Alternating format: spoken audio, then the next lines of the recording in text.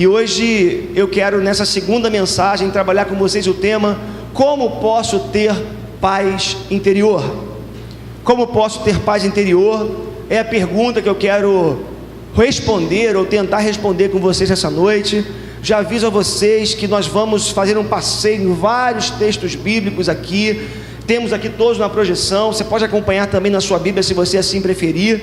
E eu queria compartilhar esse tema com vocês, porque entendo ser um tema extremamente relevante, que está diretamente aqui relacionado com a nossa vida. Para isso, inicialmente, nós vamos ler João capítulo 14, verso 27, e a gente vai acompanhar essa leitura. Emilson, acaba pra gente, segura um pouquinho então, tá? No final você distribui o restante, tá bom? Para quem faltou, tá? Obrigado.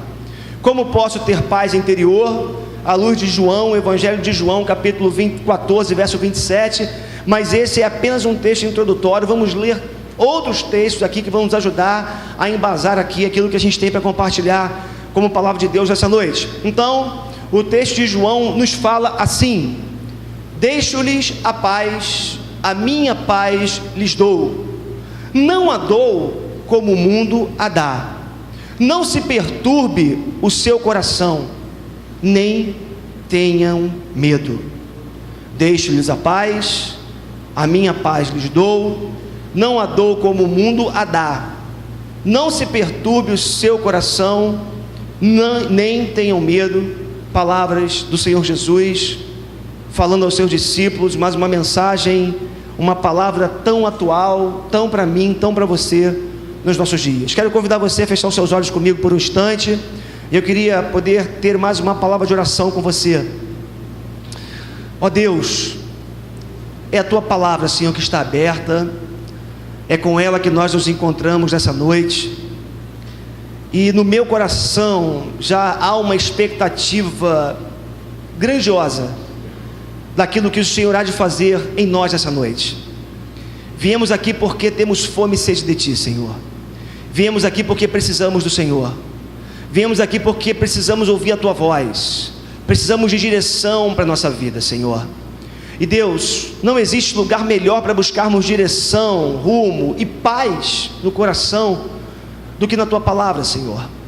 E a Tua palavra está aberta, e a minha oração nessa noite é pedindo ao Senhor que fale ao mais íntimo do nosso ser, que não seja eu a falar, mas que seja o Teu Espírito, Senhor, falando ao nosso coração, ministrando a nossa alma, Senhor. Deus, o Senhor conhece cada coração, o Senhor conhece a realidade de vida de cada um que entrou aqui por essa porta nessa noite.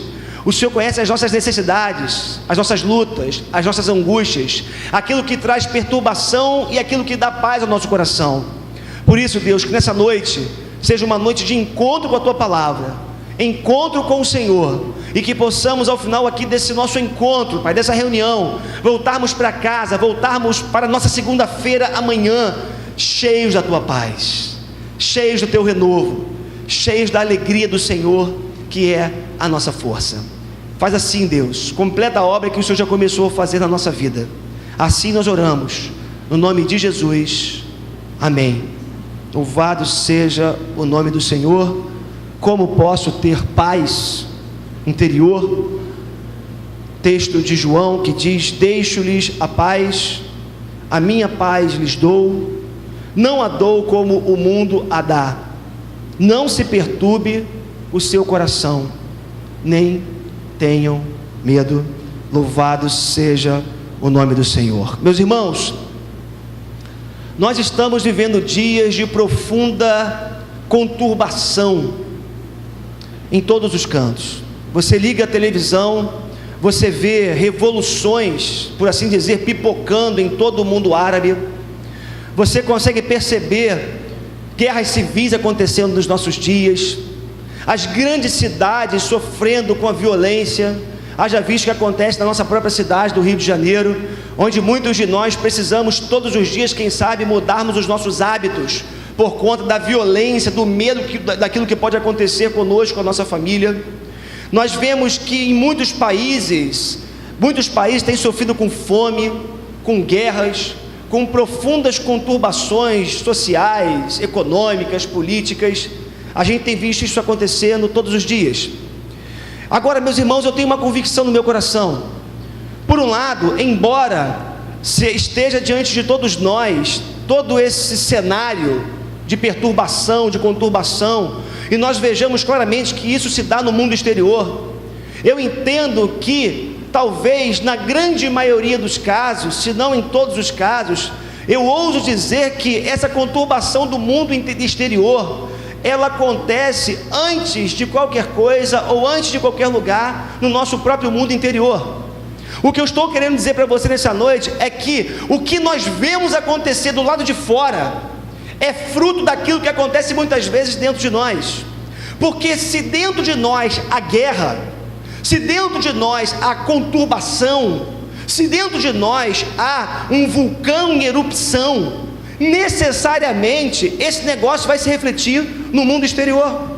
O mundo está carente de paz, e nós vivemos um tempo onde as pessoas estão vivendo dentro de si esse estado de profunda conturbação interior. Agora é interessante, porque nós lemos um texto nessa noite no Evangelho de João, que foi proferido, essas palavras foram proferidas pelo Senhor Jesus há mais de 2000 anos.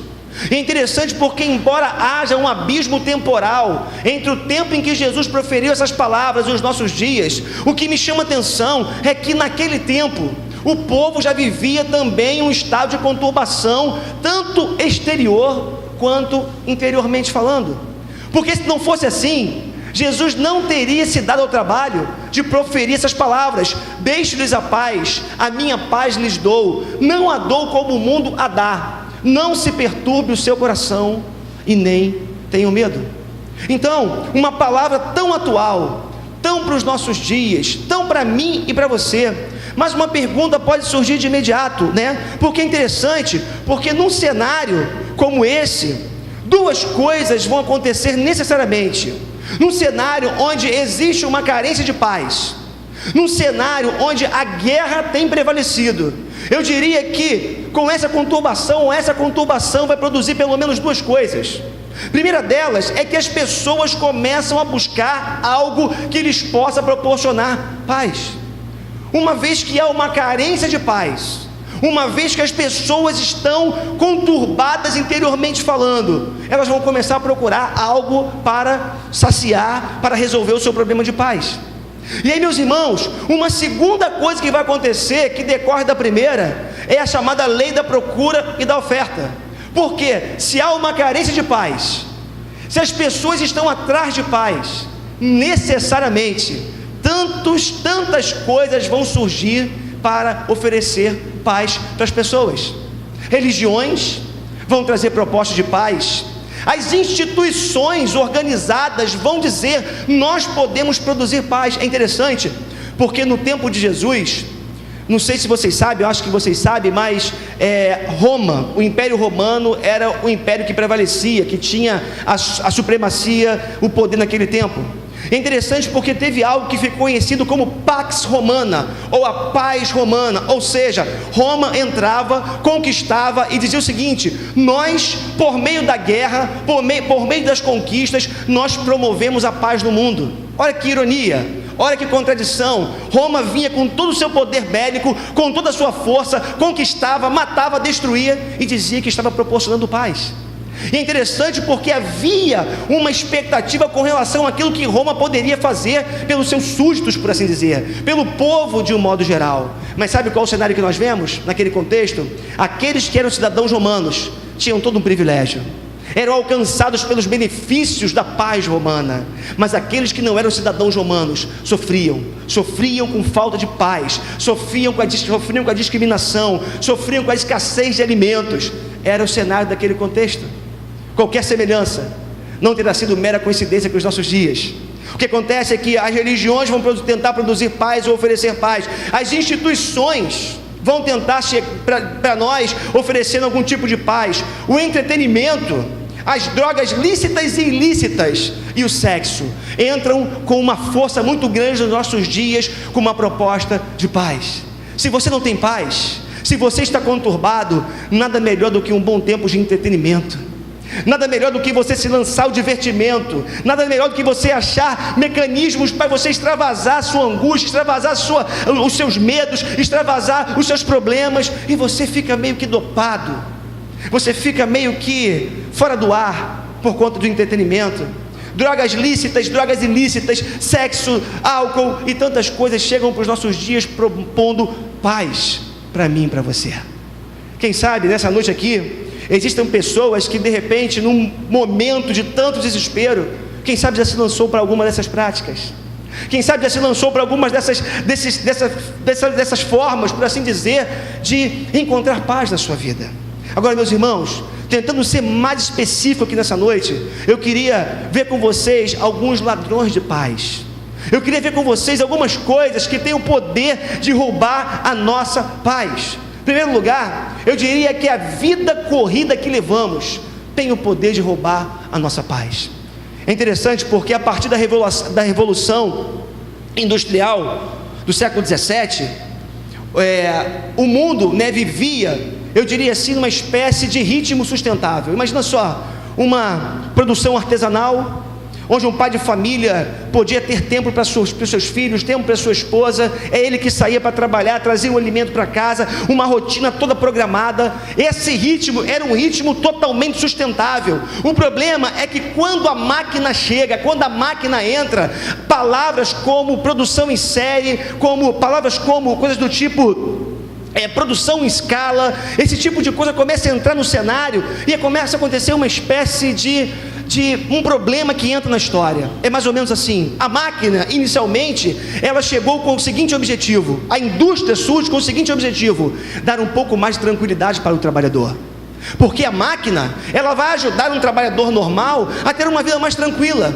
Ela vai fazer um trabalho mais pesado, ela vai fazer um trabalho mais complicado. Isso vai acabar proporcionando mais tempo para o trabalhador, um descanso maior para o trabalhador. Mas, queridos, sabe o que acontece com esse cenário? É interessante, porque uma ironia grande vai acontecer, porque essa máquina, ou essa transformação que começou a acontecer, se por um lado ela chegou com essa proposta de produzir um pouco mais de tranquilidade e descanso para o trabalhador, por outro lado, o que aconteceu foi que ela trouxe uma espécie de aceleração da vida, e aquilo que era para ter produzido uma tranquilidade, uma paz para o trabalhador, acabou lançando o trabalhador numa roda viva sem tamanho. E uma outra coisa começou a acontecer: a máquina que veio para salvar, aos poucos ela foi tomando o lugar do homem, ela foi tomando o lugar do trabalhador. E aí, necessariamente, uma angústia começou a acontecer, porque de repente um trabalhador se viu substituído por uma máquina.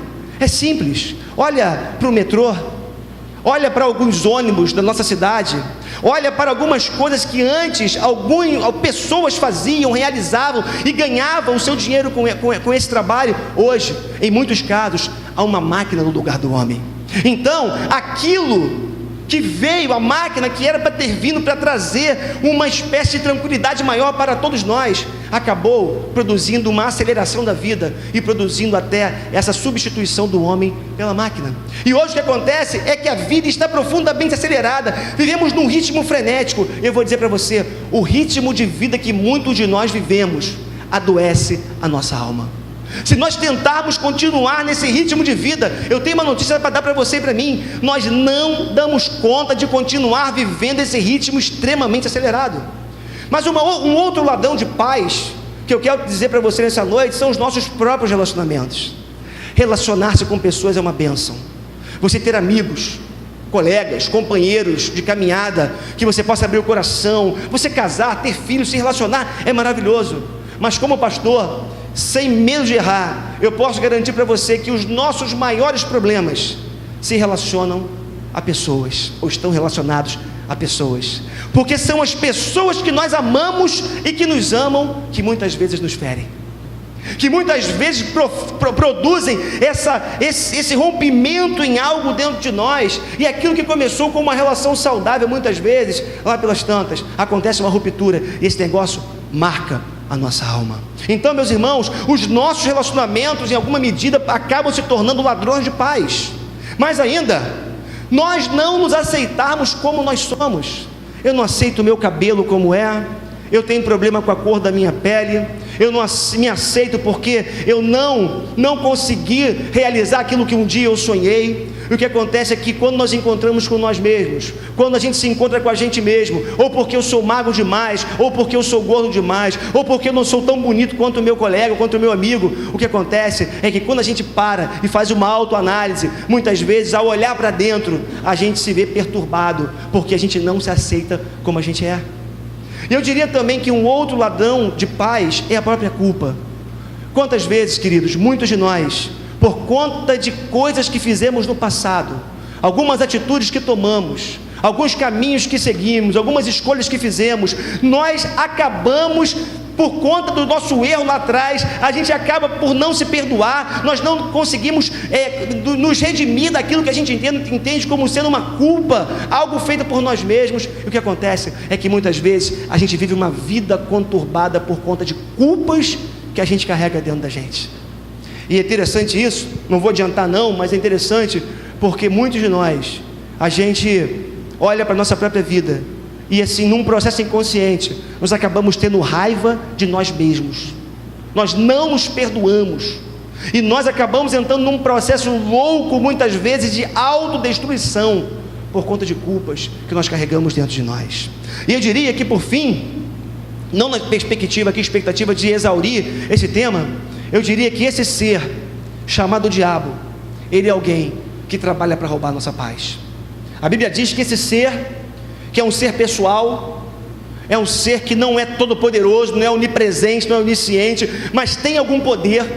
A Bíblia diz que ele anda passeando ao derredor, buscando pessoas para destruir. A Bíblia apresenta o diabo como já tendo sido condenado por Deus.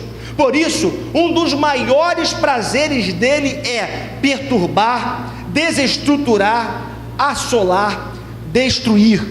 É interessante, sabe, porque algumas palavras são usadas na Bíblia para descrevê-lo. A Bíblia o apresenta como sendo adversário, como sendo enganador, como sendo tentador, como sendo assolador. São todas palavras usadas na Bíblia para se referir a Satanás, ao diabo. E eu vou dizer para vocês uma coisa: ele tem imenso prazer em ver as pessoas perdidas, conturbadas e sem paz. Muito do caos que nós vemos no mundo hoje, tanto no mundo exterior quanto no mundo interior, se dá por conta da atuação desse ser, Satanás, o diabo, no mundo e muitas vezes na nossa própria vida, roubando a nossa paz. Para nossa sorte e alegria, eu não vou parar por aqui, porque se eu parasse aqui, tendo apenas descrito ou coisas que possam roubar a nossa paz, eu sei que você sairia para casa frustrado e talvez muito mais pesado do que você entrou aqui. Se você entrou aqui sem paz, se eu parasse essa mensagem aqui, você ia para casa falando assim: tudo bem, e o que me resta agora, diante de todo esse cenário? Mas louvado seja o nome do Senhor. Sabe por quê? Porque a Bíblia também diz que se por um lado existe um ser como esse e tantas outras coisas que podem roubar a nossa paz, a Bíblia também nos informa que é possível ter paz interior. E a pergunta que eu quero tentar responder com você nessa noite é justamente essa: como posso ter mais paz interior? Como que eu posso desfrutar de um estado de paz onde eu consiga viver uma vida mais tranquila e uma vida mais equilibrada? Em primeiro lugar, algo que eu queria que você saísse daqui nessa noite crendo nessa palavra, é que você precisa confiar na providência de Deus. Agora, quando eu estava preparando essa mensagem, orando por ela, porque já falei para vocês, o processo de preparação de uma mensagem como essa envolve necessariamente oração por aquilo que a gente vai fazer aqui. E eu estava orando, eu senti no meu coração um desejo. O desejo que veio no meu coração era poder assim abrir a nossa cabeça nessa noite e fazer com que essa verdade pudesse entrar com toda a força dentro da gente, inclusive na minha própria vida. Sabe por quê? Me veio uma convicção quando eu estava preparando essa mensagem aqui nesse ponto: não basta você saber essa verdade, Não basta você saber que existe um Deus que faz provisão para cada uma das suas necessidades. É necessário que essa verdade seja introjetada dentro da gente, penetre o nosso coração e a gente consiga viver todos os dias essa realidade como sendo algo concreto na nossa vida. Então, meus irmãos, a primeira coisa que a gente precisa, se nós quisermos ter mais paz interior, é confiar com todo o nosso ser, com todas as nossas forças, no Deus que faz provisão para cada uma das nossas necessidades. E como eu já lhes disse, essa é uma afirmação que você precisa colocar dentro de você, introjetar na sua vida. É interessante, porque quando você olha para a palavra de Deus, quando você olha para a vida de Jesus, o que você vai ver no discurso dele, é o tempo todo ele chamando os seus ouvintes para se abrirem, receberem essa palavra de confiança em Deus que ele tinha. E é tão interessante isso, porque o que você vê, mesmo no tempo de Jesus, são as pessoas perdidas, as pessoas conturbadas, preocupadas com o dia de amanhã, preocupadas com aquilo que elas iam comer, preocupadas com o que seria da vida delas. É interessante, porque em Lucas capítulo 24, versos 13 a 16, a palavra de Deus fala assim: naquele mesmo dia, estou em Lucas 24, versos 13 a 16, naquele mesmo dia, 2 deles estavam indo para um povoado chamado Emaús, a 11 quilômetros de Jerusalém. No caminho, conversavam a respeito de tudo o que havia acontecido. Enquanto conversavam e discutiam, o próprio Jesus se aproximou e começou a caminhar com eles. Preste atenção nessa palavra. Enquanto conversavam e discutiam, o próprio Jesus se aproximou e começou a caminhar com eles, mas os olhos deles foram impedidos de reconhecê-lo. Esse texto está no seguinte contexto: Jesus havia morrido e já havia ressuscitado no terceiro dia. Os discípulos, 2 deles voltam para a sua vida, decepcionados. Imagina só, você coloca toda a sua confiança numa pessoa, alguém que se diz ser o rei dos judeus, alguém que diz que veio para estabelecer um reino. O problema foi que aos 33 anos ele morre pendurado numa cruz. Quanta decepção, quanta frustração deveria estar no ar. Aqueles 2 discípulos voltam para Emaús, para a vida, para a rotina, abandonaram aquilo que Jesus havia prometido para eles. Só que o texto fala que enquanto eles discutiam, lamentavam, choravam, o próprio Jesus ressurreto se coloca ao lado deles. Que coisa maravilhosa. Sabe o que esse texto está dizendo? Aqueles 2 discípulos que, como eu já falei para vocês, estavam voltando para a vida por conta da decepção, por conta da tristeza, por conta do fato de terem olhado Jesus morto naquela cruz e terem perdido toda a esperança. Esse Deus vem ao encontro deles para fazer provisão para algo que havia se dissipado da vida deles, qual seja a esperança, a confiança e a fé no próprio Jesus. Sabe o que a palavra de Deus está falando para você e para mim nessa noite? Existe um Deus que se coloca ao teu lado toda vez que você se vê abatido, conturbado, triste, deprimido. Deus se coloca do seu lado para cuidar de vocês. Sabe qual é o problema? O texto diz que os olhos deles foram impedidos de reconhecê-lo. Claro, quanta dor, quanta frustração, quanta tristeza, mas o fato de os nossos olhos não verem Jesus muitas vezes, não significa que Ele não esteja presente na nossa vida. Jesus se coloca ao lado daqueles 2 homens, sabe por quê? Porque Ele faz provisão para cada uma das nossas necessidades, e a necessidade daqueles homens naquele momento era confiança, fé, esperança, brotando mais uma vez em seus corações. Uma segunda coisa que você vai precisar fazer, se você quiser ter mais paz interior, você vai precisar rever o seu ritmo de vida.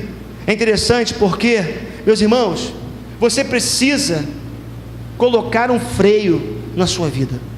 Olha o que eu estou falando para você. Você precisa, se você quiser ter mais paz, você precisa colocar um freio na sua vida. Eu falei há pouco na introdução que o ritmo que muitas vezes a nossa vida se encontra é insustentável. Você consegue viver essa aceleração durante um tempo, você consegue viver esse ritmo durante um tempo, só que vai chegar um momento que não adianta, ou o seu corpo adoece ou a sua alma adoece. Isso é inevitável. Eu entendo que às vezes, por algumas circunstâncias da vida, a gente precisa, quem sabe, estabelecer um tempo da nossa vida onde a gente vai acelerar um pouco mais. Mas eu quero dar uma dica para você. Se você vive uma vida nesses moldes, acelerada, corrida, insustentável até, eu queria desafiar você a colocar um prazo para essa correria na sua vida. Não se permita viver debaixo dessa rotina exaustiva que acaba com a nossa alma e com o nosso corpo. É interessante porque Jesus não se deixava ser vencido por esse ritmo frenético de vida, ou não se deixou ser vencido por esse ritmo frenético de vida. Jesus não se deixou levar pelas pressões do seu tempo, ele não permitia que ninguém fizesse a sua agenda. Jesus não era movido por necessidades, por urgências ou por coisas do gênero, mas sim por um propósito de vida. Olha que coisa interessante, o que a palavra de Deus nos diz? João capítulo 4, verso 49 fala assim: o oficial do rei disse: Senhor, vem antes que meu filho morra. Uma situação em que o filho desse oficial de um rei estava quase morrendo. Aquele homem chega para Jesus desesperado e fala para ele: Senhor, se o Senhor não se apressar, se o Senhor não correr, se o Senhor não for correndo lá onde meu filho está, o meu filho vai morrer. Agora, olha só o que João no capítulo 15, versos 5 e 6 também nos fala. Jesus amava Marta, a irmã dele, e Lázaro. No entanto, quando ouviu falar que Lázaro estava doente, ficou mais 2 dias onde estava. No primeiro cenário, aquele homem desesperado chega para Jesus e fala: corre, porque meu filho está morrendo. Jesus, de forma tranquila, não vai de imediato correndo socorrer aquele homem ou aquela criança. No segundo relato, em João no capítulo 11, versos 5 e 6, uma questão também de morte. Lázaro havia morrido, e o texto diz que Jesus amava Marta, a irmã dela, e Lázaro. No entanto, quando ouviu falar que Lázaro estava doente, ficou mais 2 dias onde estava. Jesus não se deixou levar pela necessidade, não se deixou levar pela necessidade, pela correria. Mais um texto em João, faltou o versículo aqui, diz assim: disse Marta a Jesus: Senhor, se estivesses aqui, meu irmão não teria morrido. Meus irmãos, olha para o cenário: cenários de doença, cenários de morte, causas necessárias. De fato, pessoas sofrendo, pessoas doentes, pessoas morrendo. Mas o que me chama a atenção é que Jesus, ele não deixava que nada nem ninguém mudasse a sua agenda, mudasse aquilo que ele havia proposto para a sua vida, por uma razão muito simples. Jesus era alguém extremamente solicitado. Se Jesus fosse atender a todas as exigências das pessoas, porque assim, né? Nesse caso, uma doença e uma morte. Mas talvez alguém chegar para Jesus: Jesus, o negócio é o seguinte, eu estou precisando trocar uma resistência na minha casa, você pode ir lá me socorrer? A minha casa está sem luz. Era uma necessidade. O que acontece é o seguinte: Jesus, ele tinha uma agenda, Jesus tinha um propósito, e Jesus tinha um programa para a sua vida, e ele não permitia que ninguém atravessasse a sua agenda para atrapalhar os seus planos. Agora tem um detalhe: eu sei que ele era Deus, ele era conhecedor de todas as coisas, porque o filho daquele homem não morreu, porque Jesus, da onde estava, mandou uma palavra de cura, e aquele garoto foi curado. Lázaro havia morrido já 3 dias, estava no sepulcro, mas o texto nos diz que Jesus, de uma forma poderosa, tocou em Lázaro, e ele ressuscitou da morte. É bem verdade que se tratava de Jesus, mas sabe qual é o princípio que eu quero que você entenda aqui nessa noite? Se você for dizer sim para tudo que chega para a sua vida, você não vive mais. Você precisa aprender a dizer não. E as pessoas que convivem com você vão ter que aprender que nem todo não se trata de algo pessoal. Porque tem um detalhe, né? Na nossa cultura, na cultura que nós vivemos, no nosso país, na nossa realidade aqui, um não sempre, ou quase sempre, vai se tornar em algo pessoal. Se ele me disse não, é porque ele não gosta de mim. Se ele me disse não, é porque ele não se preocupa comigo. O que eu quero que você entenda aqui nessa noite é o seguinte: você precisa ter a liberdade para saber até onde você pode ir. Se você não disser não, o seu corpo vai pagar, a sua alma vai pagar, a sua família vai pagar, e você não vai conseguir ter paz interior, paz no seu coração. Mais ainda, assuma sua identidade de filho de Deus. Que coisa bonita! Eu amo me lembrar todos os dias de quem eu sou. Eu sou filho de Deus. Você é um filho de Deus se você aceitou Jesus como Salvador da sua vida. Entenda que Deus não se preocupa com a aparência ou aquilo que você possa ter. Diferente do mundo, né, Luciana? Aí fora a gente vale por aquilo que a gente tem, não é verdade? Se eu tenho um carro bonito, eu sou valorizado.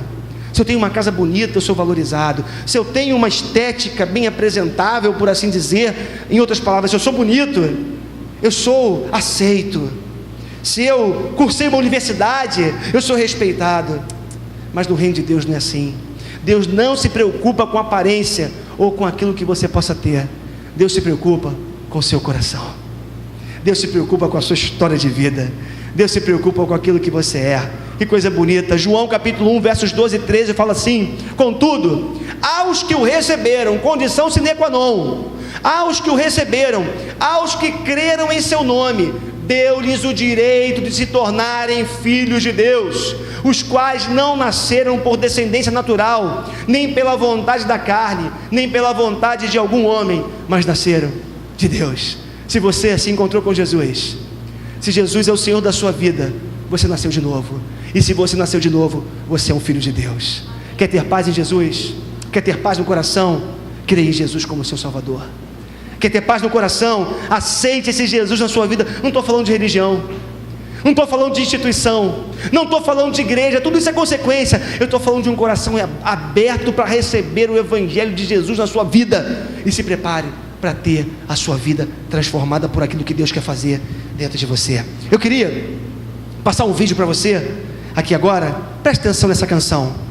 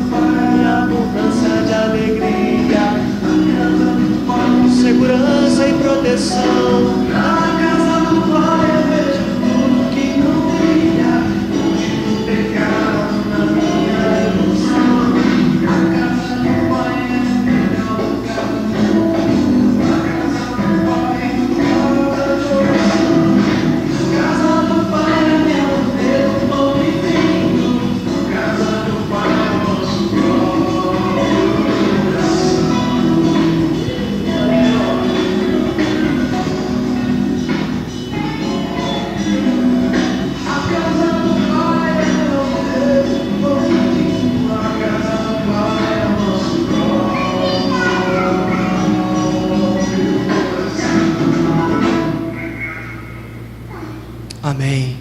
Quer ter paz no coração? Vai para a casa do Pai. Abra seu coração. Deixe Jesus entrar. Você vai ver quanta paz seu coração vai receber. Como que a sua vida vai ser inundada por essa alegria, por essa satisfação, por essa proteção. E a casa do Pai, como a música mesmo disse, é seu próprio coração. A única coisa que você precisa é abri-lo e receber esse Jesus dentro de você. Como eu já falei, a igreja é a casa do Pai? Em algum aspecto é. Mas a principal manifestação da presença de Deus é o seu próprio coração. A igreja é uma bênção. Eu amo fazer parte dela. Eu amo ser pastor dela. Mas o teu coração é o solo onde Deus quer pisar todos os dias. É o lugar que Deus quer habitar. É na sua própria vida. Avançando um pouco mais, como eu posso ter paz interior? Invista mais nos seus relacionamentos, porque se um lado, se são eles que nos ferem muitas vezes e promovem essa perturbação, essa conturbação dentro de nós, é necessário que a gente entenda que nós precisamos sim investir mais nesses relacionamentos. Olha só que coisa bonita, em Marcos 13, verso 3 fala assim: tendo Jesus se assentado no Monte das Oliveiras, de frente para o templo, Pedro, Tiago, João e André lhe perguntavam em particular. É uma coisa bonita porque Jesus tinha muitos seguidores, Muitas pessoas simpatizavam com Jesus, certo, Paulo? Os seus milagres, as suas palavras atraíam as multidões. Mas tem um detalhe: dessa grande multidão se separou um grupo de 12 discípulos, 12 seguidores de Jesus. E dentro desses 12 havia um grupo mais seleto, por assim dizer, daqueles que queriam estar mais com Jesus, seletos porque eles queriam estar com Jesus. E esse grupo, Pedro, Tiago, João, e aqui André também entrou nessa conversa, eles foram à parte com Jesus. E eu separei esse texto porque esse texto mostra o investimento que Jesus fazia na vida das pessoas. Esse texto mostra que nós somos seres relacionais e precisamos uns dos outros. Entretanto, precisamos aprender a nos relacionar com os outros, mas não permitirmos que esses relacionamentos roubem a nossa paz, como eu já lhes falei. Agora, sabe como é que você pode investir na vida de outra pessoa? Sabe como é que você pode de fato investir na vida da pessoa que você está se relacionando com ela todos os dias? Em primeiro lugar, tome cuidado com as expectativas excessivas. Sabe o que estou querendo dizer com isso? Às vezes nós conhecemos alguém, e vou falar aqui de relacionamentos, de casamento, de namoro, ou mesmo amizade. A gente começa a se relacionar com alguém, e nós colocamos tanta expectativa nessa relação, que nós acabamos lançando sobre outro a responsabilidade de nos fazer felizes. É assim, você vai para um namoro, e você acha que a sua felicidade depende da outra pessoa. Você vai para uma amizade, e você aposta todas as fichas, e coloca sobre os ombros do outro o peso de fazer você feliz. Você não para e pensa que a felicidade possa ser construída pelos dois, né? Dentro da relação. Mas não, criamos expectativas, colocamos pesos muitas vezes sobre os outros. E sabe qual é o problema? Via de regra, essa pessoa que eu estou me relacionando não pode me dar aquilo que eu tanto espero, não tem forças, não consegue. Muitas vezes não é porque a pessoa não quer, ela não consegue, ela não pode. Às vezes é fruto de um lar dividido. Tem pessoas que são relacionais, que quando entram no relacionamento entram de cabeça, e aí encontra uma pessoa, né, do outro lado, que é fruto de um lar dividido, que não recebeu amor, que não recebeu orientação, que não sabe dar afeto, que não sabe expressar amor. Como é que esse negócio vai acabar? Sabe por quê? Muitas vezes a gente não toma cuidado e coloca expectativas excessivas no relacionamento.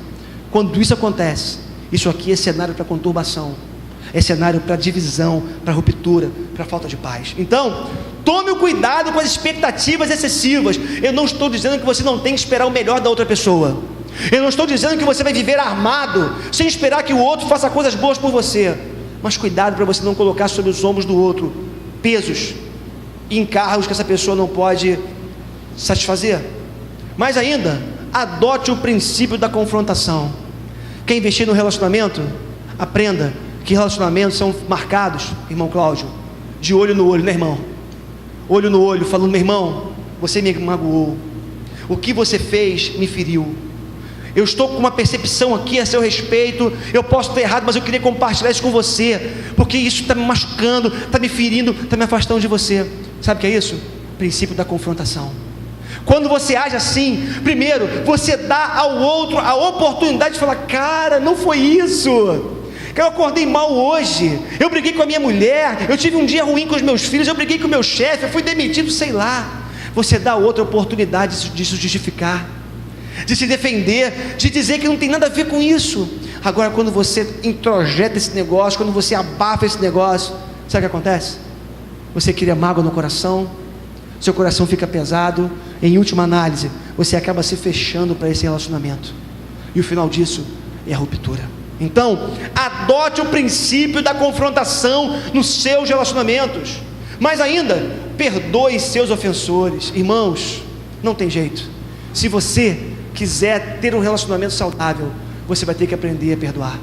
Se você quiser não viver mais machucado, ferido, conturbado, sem paz dentro de você, você vai ter que entender que você vai ter que liberar o perdão, como o Evangelho nos ensina. É necessário perdoar. E eu sei que eu posso estar falando para a gente aqui, que foi profundamente ferida, profundamente machucada, mas sabe o que Jesus nos ensina na sua palavra? Se alguém te machucar, se alguém cometer algum mal contra você, perdoe infinitamente. Esse é o princípio do Evangelho. Perdoe seus ofensores que você vai ter mais paz no seu coração. Perdoe seus ofensores, que você vai se tornar uma pessoa mais leve. E ainda, exerça seu sacerdócio nos seus relacionamentos. Meus irmãos, grave isso aqui. À luz do Novo Testamento, você é um sacerdote ou uma sacerdotisa. Você sabe o que um sacerdote faz? Ele ministra a palavra de Deus, ele intercede a Deus pelas pessoas, ele cuida das pessoas que Deus faz chegar diante dele. O sacerdote era uma figura que existia no Antigo Testamento, um sacerdote oficial. E as pessoas, o povo em geral, ia até ele, pedindo para que ele fizesse orações, pedindo direção para a sua vida. E o sacerdote era alguém que ministrava sobre a vida do povo. Sabe qual é a realidade do Novo Testamento? Não existe mais um sacerdote. Todos nós somos sacerdotes em Cristo Jesus. E todos nós podemos ministrar uns na vida dos outros. Quer ter um relacionamento saudável?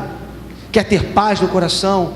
Exerça o seu sacerdócio e ministre na vida das pessoas que Deus tem feito chegar perto de você.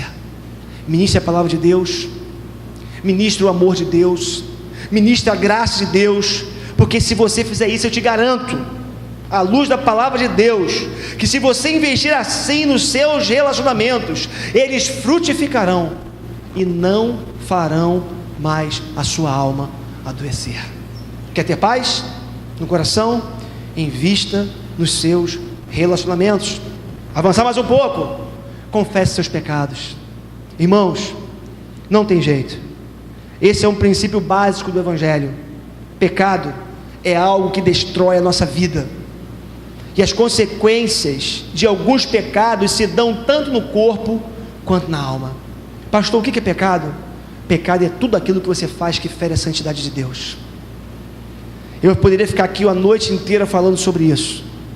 Tudo que você faz que vai de encontro, que fere a palavra de Deus, que vai contra a vontade revelada de Deus para a sua vida, que fere o seu corpo, que fere a santidade de Deus, é pecado. Tem uma definição para pecado, né? Pecado é você errar o alvo.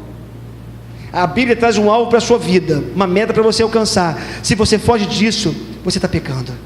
Então, o pecado tem o poder de produzir esse sentimento de conturbação interior dentro de nós. É interessante porque o salmista viveu essa experiência no Salmo 33. Olha que coisa interessante, Salmo 33 diz, está 32 aqui, está errado. Enquanto escondi os meus pecados, o meu corpo definhava de tanto gemer, pois de dia e de noite a tua mão pesava sobre mim, a minha força foi se esgotando como em tempo de seca. Pausa. O salmista faz uma pausa na sua fala. Então, reconheci diante de ti o meu pecado, e não encobri as minhas culpas. Eu disse, confessarei as minhas transgressões ao Senhor, e tu perdoaste a culpa do meu pecado. Interessante porque no início ele fala assim: enquanto escondi os meus pecados, o meu corpo definhava de tanto gemer. Irmãos, olhem para mim aqui. A confissão é algo terapêutico na nossa vida. Muitas vezes nossa alma está adoecida, nós estamos pesados. Sabe por quê? Porque nós estamos longe da vontade de Deus, estamos afastados da vontade do Senhor, vivendo uma vida totalmente distante da vida que Deus tem para nós. E sabe qual é a consequência disso? Peso no corpo, peso na alma. Então, se você quiser ter paz no seu interior, confesse seus pecados diante de Deus. Importante, não confesse apenas os pecados que você cometeu hoje, ou que você tem cometido na sua vida. Tem uma coisa interessante: você não tem que pedir perdão somente pelos pecados que você comete, mas você tem que pedir perdão por aquilo que você é. Se fosse possível você passar um dia inteiro sem cometer um pecado, ainda assim você teria que parar diante de Deus e falar: Deus, me perdoe, porque eu sou um pecador. Porque a herança dos nossos pais espirituais, né, nossos ancestrais também, humanos, por assim dizer, a herança de pecado pesa sobre a nossa vida. Nós não somos pecadores porque pecamos, nós pecamos porque somos pecadores. Então, se você quiser ter paz interior, você precisa começar a pedir perdão a Deus pelos seus pecados. Mas tem mais: Eu falei que você precisa pedir perdão pelos seus pecados, né? Confessá-los. Mas você também precisa não mais se deixar dominar pelas falsas culpas. Sabe o que isso significa? Significa que muitas vezes nós cometemos um pecado, fazemos algo errado, pedimos perdão a Deus, mas nós não conseguimos nos perdoar, não conseguimos ter paz interior, não conseguimos ter a certeza do perdão de Deus pela nossa vida, ou por nós. Sabe o que a palavra de Deus te convida nessa noite? A você receber o perdão do Pai, receber a graça de Deus sobre a sua vida, receber a bondade de Deus sobre você. Olha que coisa linda, a palavra de Deus também nos diz em Romanos 8, 1 e 2, portanto, agora já não há condenação para os que estão em Cristo Jesus, porque por meio de Cristo Jesus, a lei do Espírito de vida me libertou da lei do pecado e da morte. Sabe o que esse texto está dizendo de uma forma simples para você entender? Se você sinceramente se arrepender dos seus pecados, pedir perdão a Deus, você não precisa mais remoê-los dentro de você, por uma razão muito simples: Deus perdoa os pecados daqueles que os confessam para Ele. E ainda, 1 João 1,9 fala assim: portanto, agora já não há, isso já foi, né? Se não confessarmos os nossos pecados, Ele é fiel e justo para perdoar os nossos pecados e nos purificar de toda injustiça. Que garantia a palavra de Deus nos dá? Não precisamos ficar carregando falsas culpas. Sabe o que é uma falsa culpa? A verdadeira culpa é aquela que vem a partir de um coração que não se arrepende. Se você comete um pecado e você não se arrepende, essa culpa é real. A falsa culpa é justamente aquela que você pede perdão a Deus, mas você não consegue se sentir perdoado, e a culpa continua visitando o seu coração. Queridos, se isso acontece na nossa vida, você não precisa sair daqui pesado, você não precisa sair daqui mais cheio de culpa, por uma razão muito simples: Deus perdoa os nossos pecados, Deus se coloca diante de nós para nos justificar e nos purificar. Uma sétima coisa, estamos caminhando para o final, que nós precisamos fazer se quisermos ter paz interior. Eu e você não podemos mais aceitar as investidas do diabo na nossa vida. Olha que coisa interessante, Tiago 4,7 nos diz: portanto, submeta-se a Deus, resistam ao diabo, e ele fugirá de vós. Submeta-se a Deus, resista ao diabo, que como consequência ele fugirá de vós. Não aceite mais as induções dele, não aceite mais a palavra dele na sua mente, no seu coração, tentando gerar essa roda viva dentro de você. O diabo vai tentar de todas as formas roubar a sua paz, todos os dias. Pessoas vão se levantar contra você, e não adianta ficar com raiva daquela pessoa, que muitas vezes alguém está sendo usado por ele. Coisas vão acontecer no seu dia para roubar a sua paz, coisas não vão dar certo na sua história, quem sabe relacionamentos vão ser frustrados, projetos vão por água abaixo, tudo para roubar a sua paz, e muitas vezes vai ter a mão dele, vai ter a iniciativa dele para que você fique arrebentado. Mas eu quero dizer para você: se você se submeter a Deus, resistir fielmente ao diabo, não aceitar a investida dele na sua vida contra você, ele vai tentar uma vez, vai tentar duas vezes, quem sabe até a terceira vez, mas vendo que não vai encontrar vez em você, ele vai bater em retirada. Lembra de Jesus? Jesus estava no deserto sendo tentado pelo diabo, e o texto nos diz que o diabo usou a própria Bíblia para poder tentar Jesus por 3 vezes, e a palavra de Deus nos diz que nas 3 vezes Jesus rebateu o diabo com a própria palavra de Deus. Mas está escrito, Satanás, mas está escrito, Satanás, mas está escrito, Satanás. Não aceitando a investida do diabo contra ele, o que aconteceu? O diabo deixou de tentar Jesus. Submeta-se a Deus, resista ao diabo, e ele fugirá de vocês. Por fim, coloque-se à disposição de Deus para ser usado por Ele. Quer ter paz interior? Sirva a Deus. Quer ter paz interior? Submeta-se a Deus. Olha que coisa bonita, Mateus capítulo 28, 18 e 19 nos diz: portanto, vão e façam discípulos de todas as nações, batizando-os em nome do Pai, e do Filho, e do Espírito Santo, ensinando-os a obedecer a tudo o que eu lhes ordenei, e eu estarei sempre com vocês até o fim dos tempos. Que coisa bonita, que promessa maravilhosa de Jesus para mim e para você: estarei com vocês até o fim dos tempos. Opa, só tem um detalhe: essa promessa está diretamente relacionada a uma vida de serviço na presença de Deus. Essa promessa vai se cumprir na minha vida e na sua vida. O Deus que se coloca do nosso lado, o Deus que está conosco, quando nós vivemos o princípio do serviço cristão. Eu vou dizer uma coisa para você: quando você serve a Deus, e você serve a Deus fora da igreja, amando pessoas, acolhendo vidas, uma palavra de motivação para alguém, você serve a Deus ministrando o evangelho na vida de alguém, você serve a Deus dentro da igreja, nessa instituição chamada igreja, cuidando desse lugar, cuidando de pessoas aqui dentro, quem sabe, ministrando para vidas aqui dentro. Quantas maneiras nós temos de servir a Deus! Servimos a Deus com a nossa inteligência, com os nossos dons, com os nossos talentos, servimos a Deus de N maneiras. E quando nós fazemos assim, há uma garantia da palavra de Deus maravilhosa, de que a paz do Senhor, paz que excede todo entendimento, visita a nossa alma, visita o nosso coração. Sabe por que muitas vezes a gente vive conturbado, atribulado, sofrendo? Porque nós vivemos uma vida egoísta, olhando somente para nós, e não vivemos uma vida na dependência de Deus e no serviço de Deus. Meu irmão e minha irmã, quer ter paz interior? Quer desfrutar de uma paz profunda no seu coração?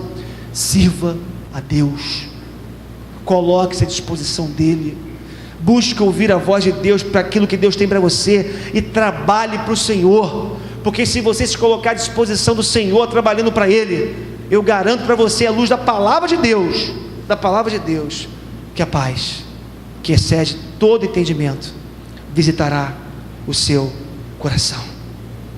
Que coisa maravilhosa saber que Deus tem essa paz disponível, essa paz que excede todo entendimento, disponível ao seu povo.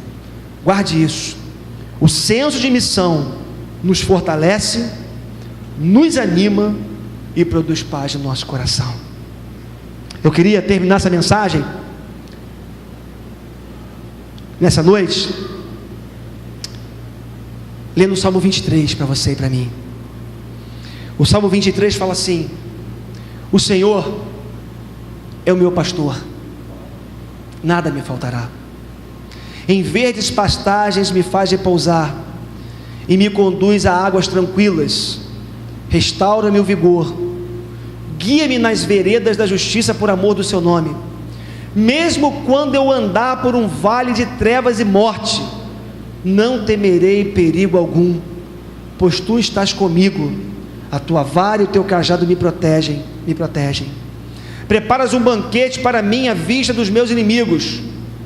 Tu me honras, ungindo a minha cabeça com óleo e fazendo transbordar o meu cálice.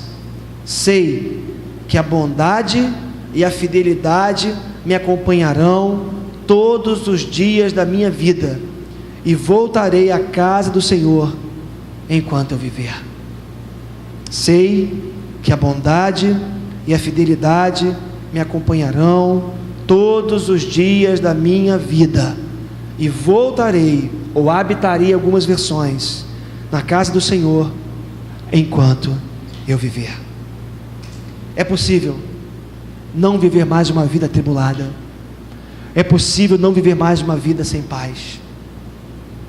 Meus irmãos, o texto aqui final de Salmo 23 nos diz que ainda que eu ande pelo vale da sombra da morte, que é um lugar onde haja mais escassez de paz do que um vale da sombra da morte. Imagina um vale onde a morte reina, onde a sombra, a escuridão reina, onde a desesperança reina. O que a palavra está dizendo é que ainda que passemos por lugares como esse, ainda que isso aconteça, o Senhor está conosco. Ainda que isso aconteça, tu me honras, unge a minha cabeça com óleo, é a unção de Deus, faz o meu cálice transbordar, é a alegria, a satisfação, a plenitude. E o texto termina dizendo que sei que a bondade e a fidelidade me acompanharão. Não mais a turbulência, não mais a tribulação, não mais a falta de paz, mas a bondade e a fidelidade do Senhor me acompanharão por todos os dias da minha vida. Quer ter paz interior? Quer desfrutar dessa paz que às vezes alguns olham para nós e não conseguem entender? Primeiro, abra o seu coração nessa noite para receber Jesus. Entregue-se a Ele. E não estou falando de religião nem de igreja, estou falando de Jesus. Abra-se para Ele. Viva na perspectiva do Filho de Deus. Filho de Deus é aquele que desfruta da casa do Pai, desfruta do colo do Pai, desfruta das misericórdias do Senhor. Como é bom estar na casa do Pai, como é bom desfrutar da presença dEle, do cuidado dEle, da paz que Ele pode oferecer. Eu queria convidar você agora a ficar de pé comigo, e eu queria convidar você a fechar os seus olhos.